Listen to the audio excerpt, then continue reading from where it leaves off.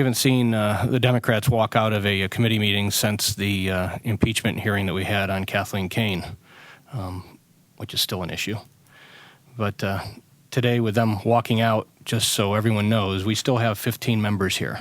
The quorum is 14 of the 27 members.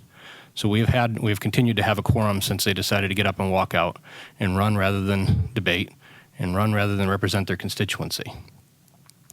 There was a lot of commotion being made. There were people turning on and off their mics, interjecting out of order. I didn't call them out of order at the time. It wouldn't have done any good. They still would have continued to be out of order. My goal was to move the process forward and continue to debate the substantive issues instead of debating at length motions to table, to amend an amendment, to go on and on and on with other motions rather than talking about the substance of this legislation, which is historic. When I had not recognized any members, they were not in order to have a point of order. On the House floor, their mics would not be on. They would not be, if they were not recognized, they would not be in order, and you would continue with the roll call vote. So we were continuing with the roll call vote, as Representative Knowles called that, something that was interjected during the out of order time when several members were out of order. Representative Sims attempted to cite Masons under Rule 78. And just to be clear, Masons is only supplementary and does not supplant the House rules or precedents, customs, and usages of the House. Calling the previous question has been used in multiple committees over multiple sessions, and specifically in this committee as, well, I've been chairman, session before last, I think we moved at least a couple of times the previous question. So it's a motion that's allowed. We've discussed it with a parliamentarian over the years. It is a motion that's in order. It is a motion that's legitimate. And it is a motion that allows us to move forward on an issue like this. We scheduled 2 hours of debate, and I was happy to debate for 2 hours today. We had 3 amendments offered by myself. We had 5 amendments that were going to be offered by Representative Cohen. If we were ever going to get to debate his amendments at all, we had to be able to move through the amendments that I was offering in a timely manner also, and that was the objective today. That's why we were using the previous question, to give an opportunity to discuss the amendments further than what the Democrats chose to discuss them. So with that said, we have 15 members here ready to vote on this bill, and the bill has been amended with my 3 amendments.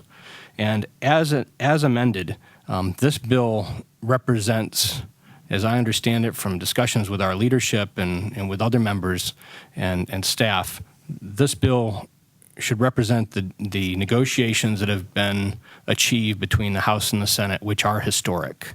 This is a historic piece of legislation.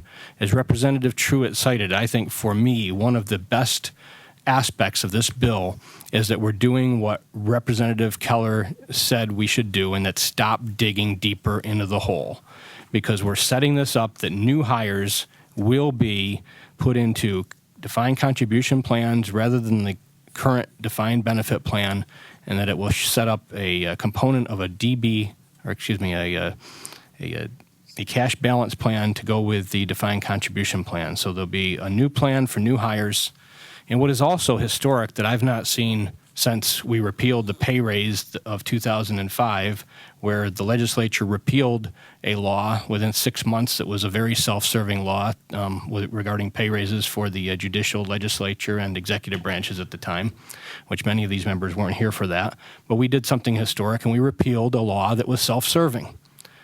In this bill, we are putting all legislators into the new plan with all new hires, incumbent legislators and newly elected members of the legislature.